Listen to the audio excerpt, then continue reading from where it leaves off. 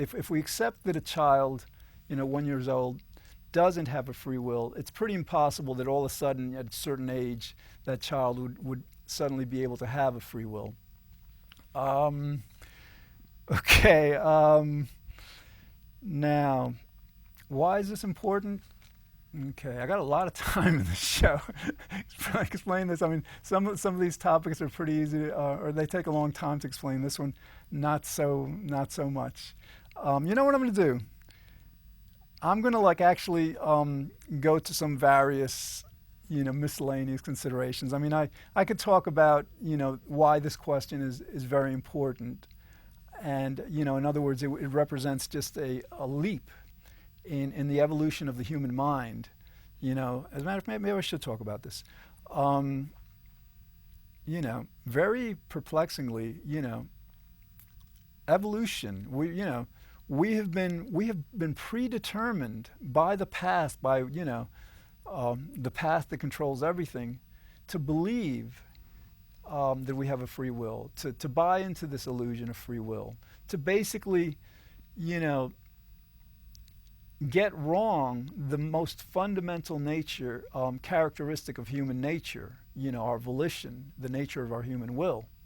Okay, we've been predetermined. That hasn't been up to us. We didn't decide to get it wrong, just like we didn't decide to get that the earth was flat wrong, or that the sun revolves around the earth wrong. This is been predetermined, and for millennia we have held this illusion. And so think about it. Imagine what it would mean for our world, not just some philosopher, some psychologist. Most physicists understand that that human will is impossible, because they understand that physics controls everything. And actually, I should address this one thing, because sometimes people will assert that, well, physics relates to the physical world, but then our thoughts and feelings and decisions are actually quote unquote spiritual. They're outside of physical law. But when you think about it, no, they're not. I'll tell you why. Because in physics, in reality, in nature, there is such a thing as time. And as Einstein demonstrated, it's actually space-time. Time and space are actually one entity, that you can see it from, I guess because space requires time and time requires space. You can't have one without the other. But the idea here is that with time, you lose your train of thought. All right, wait a minute.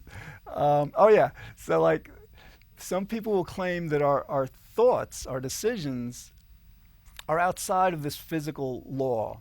But you have to remember, you have to consider that every decision we make, however spiritual it might be, and in this case we're defining spiritual as that which we can't detect or measure physically, like a thought, a feeling, whatever. I mean, sometimes we can measure feelings, neurobiologically, whatever, but that there's the assertion that some things are spiritual and hence the laws of nature don't apply.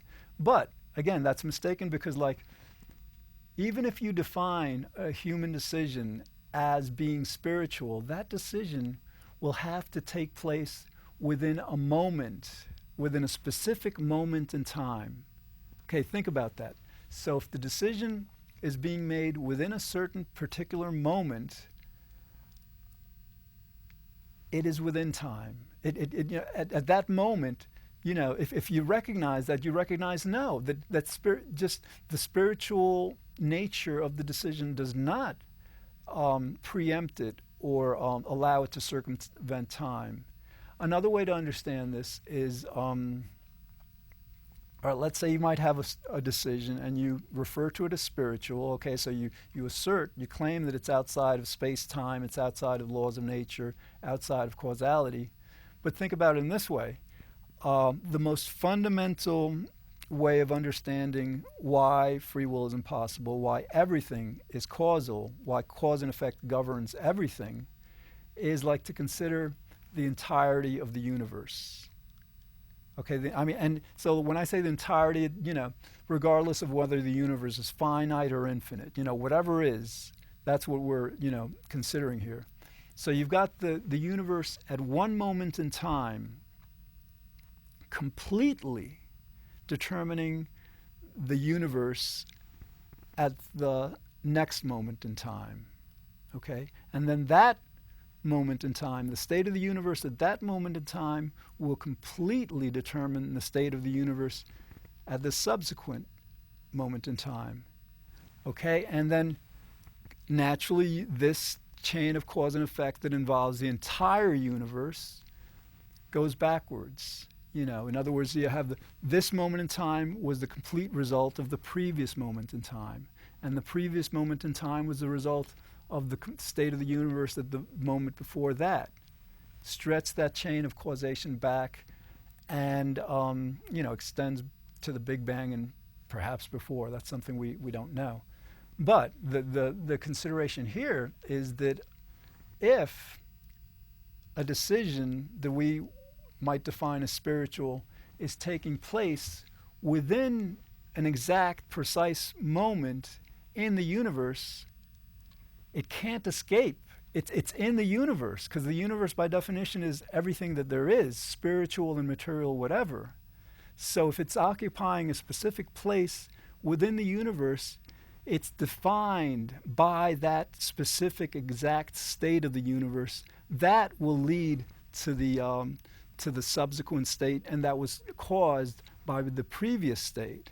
Okay, so basically I'm trying to describe how defining something as spiritual, a decision as spiritual, because it resides within a specific moment in time, it does not allow that decision to escape causality. Okay. What else? So yeah, we're going to talk about we're going to talk about again. This is like, this is major. Like what's the quote at the beginning of the show?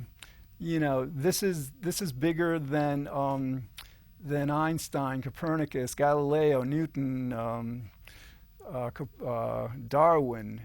This is huge, and this is like the statement of John Searle, a pretty famous American philosopher, and it's true. It's true. We've got evolution in the sense of our physical bodies evolving. People are getting taller. We're losing our hair. Our brains are getting bigger. All this stuff. This happens like over the course of millions of years actually. But there are changes that happen more within decades. For example, people today are generally taller than people 100, 200 years ago. It's result nutrition, whatever. But so there's an evolution of our bodies, but now there's also an evolution of our minds. We are actually becoming more intelligent as a species. But this, to shift, to move from our mistakenly perceiving the fundamental nature of our human will as being free of causality, free of reasons, free, completely up to us, free of factors not in our control, to the accurate understanding that our wills are causal, that our wills are not free, that essentially, reality is like a movie, that everything that's happening, not just the particles around us, because everybody pretty much acknowledges that the physical state of the universe is causal. And again, some people may claim that quantum mechanics has some randomness, but if you consider that, what they're claiming is that some events are not caused, and that's an absurd conclusion. It's just like it's not founded on reason, it's not founded on evidence. And I got to go into this a bit. What happens is sometimes with quantum behavior, they can't detect like the simultaneous position and momentum of a particle in order to use the classical physics, the Newtonian physics, to draw accurate predictions. So what happens in those cases, they rely on probabilities, which means that instead of measuring the movement of one particle, they measure the movement of groups of particles, and determine their behavior through probabilities as opposed to exact measurement of each one or even of the group. So the idea though is like, it's still causal. I mean, this quantum behavior, we may not know the factors that contribute to a particle's being in one place and then all of a sudden being in another, but that ignorance of the agents impinging upon the particle in no way leads to the conclusion that the particle behavior isn't caused. Because naturally the idea that the particle behavior wouldn't be caused, it's incoherent. How could something not be caused? I didn't mention this in this show. I taped a couple of shows in the morning, and then I went out and got some coffee. And I don't drink coffee, and I'm a little wired because of it, which is like, it's interesting. It's kind of like, sometimes it makes thinking a bit harder in a way. All right, so anyway, back to so like this, again, transcending the illusion of free will will be a huge, major step in the evolution of mankind, of humankind. It's and it will generate profound changes in our civilization. Right now, everything from our criminal justice system to how we raise kids to how we reward what we do, our economy, our economic activity, that's all based on the mistaken premise that human beings have a free will. And, when you consider that, like, this illusion of free will leads to people blaming each other and blaming themselves and all, and holding people responsible, you can understand why, there are wars in this world and there's so much conflict and all. If we're like, mistakenly blaming ourselves and others for stuff that, we have absolutely no control over, and then acting on that blame aggressively, it's going to create a much, much more aggressive, hostile world than if we were to transcend this illusion, this free will illusion, and understand that that everything we do is completely compelled. Okay, so again, I think we can understand how, like, if we ask ourselves how a 1-year-old child, who we all understand does not have free will, could possibly, somehow transcend the law of nature, or at some point because of intelligence would ever achieve free will. We understand the incoherence of that, the impossibility of that. We can understand through that perspective why free will is impossible. Okay, if you want to see the shows online, log into causalconsciousness.com, and we're gonna there's so many ways to understand how our free will is an illusion, how our wills are causal, and we'll be getting into them as the shows progress. Thanks for watching.